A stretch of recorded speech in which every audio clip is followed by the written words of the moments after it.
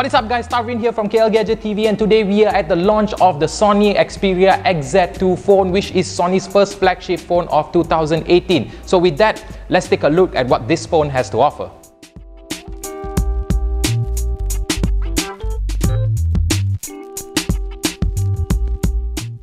So guys, straight off the bat, this is probably Sony's most premium looking phone. There's a very nice glass back here alongside the 90 megapixel camera and a fingerprint sensor. So other than just having a glass back on the phone, they have taken a different design approach. Where the previous XZ phones had a flat back, now they have managed to curve the back, which gives very nice grip, especially if you're holding it with one hand. On the front is a 5.7 Full HD Plus screen that supports HDR, and I can say that the color reproduction itself on the screen is very nice. So on the sides here we have your usual volume rocker, your power button, and Sony is nice enough to add a dedicated camera button which you can easily just press and it will straightaway launch up the camera, and you can use it to take pictures if you want to. So very nice addition of this. We have not seen a camera button on the phone for a very long time, so it's nice to see Sony bringing this back.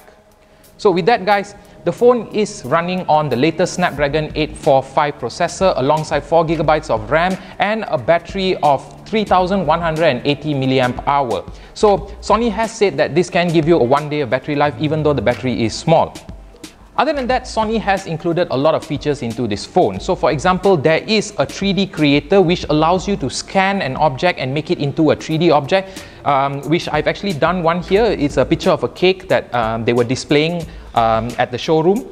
And as you can see, it is pretty accurate as how they captured the image. So this is probably good for those of you that do a lot of 3D work, or maybe you're developing games and you need 3D assets. So you can actually use the ZX2 to capture real-life objects and turn them into 3D objects. So other than that, Sony has included a 360 surround sound speakers which come from the top and the bottom of the phone. So with that, let's just show you the audio quality of this, which I'm actually quite impressed. So the sound produced is pretty clear, and I know that Sony is using a high-res system, so the audio quality is definitely going to be very nice, and it will also support Bluetooth devices if you have Bluetooth devices that support the high-res audio.